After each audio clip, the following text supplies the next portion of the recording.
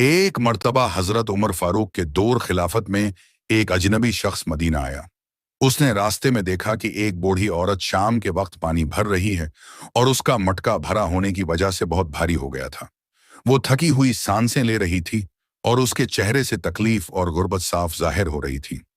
वो शख्स उसके करीब गया और कहा, आमा जी, ये मटका मैं आपके घर तक पहुंचा देता हूं। बूढ़ी औरत ने उसे दुआएं दें और कहा, बेटा, अगर तो मदद कर दे तो अल्लाह तुझे जजा दे। जब वो शख्स उसके घर होंगा पहुंचा तो उसने देखा कि बूढ़ी औरत का कुचा सा घर है। घर के अंदर एक छोटा सा बर्तन रखा है जिसमें कुछ भी नहीं था। बूढ़ी औरत ने उदास लहजे में कहा, बेटा, कई दिन से खाने को कुछ नहीं, अल्लाह और उसका बंदा उमर ही उम्मीद है। यह सुनकर उस शख्स का दिल भर आया और वो फौरन हजरत उमर फारूक के पास गया और अर्ज की, अमीर अल मोमिनीन, एक बूढ़ी औरत है जो कहती है कि वो अल्लाह और आप पर भरोसा करती है, लेकिन उसके घर में खाने को कुछ नहीं। ये सुनकर हजरत उमर के चेहरे का रंग बदल गया।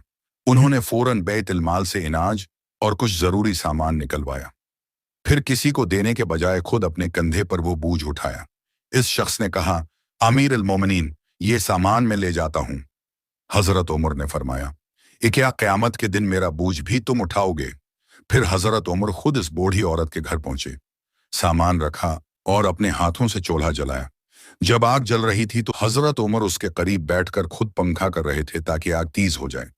बूढ़ी औरत पर्दे के पीछे से ये मंजर देख रही थी और कह रही थी, आए अल्लाह, उमर का भला कर, उस आज मेरे घर भूख खत्म कर दी।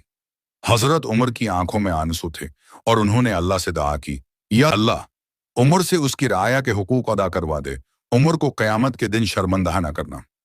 ये था हजरत उमर का आदल और राया के साथ मोहब्बत का आलम कि वो खुद अपने हाथों से लोगों के घरों तक सामान पहुंचाते और उनकी जरूरियात पूरी करते, क्योंकि वो जानते थे कि अल्लाह के सामने जवाब देना है।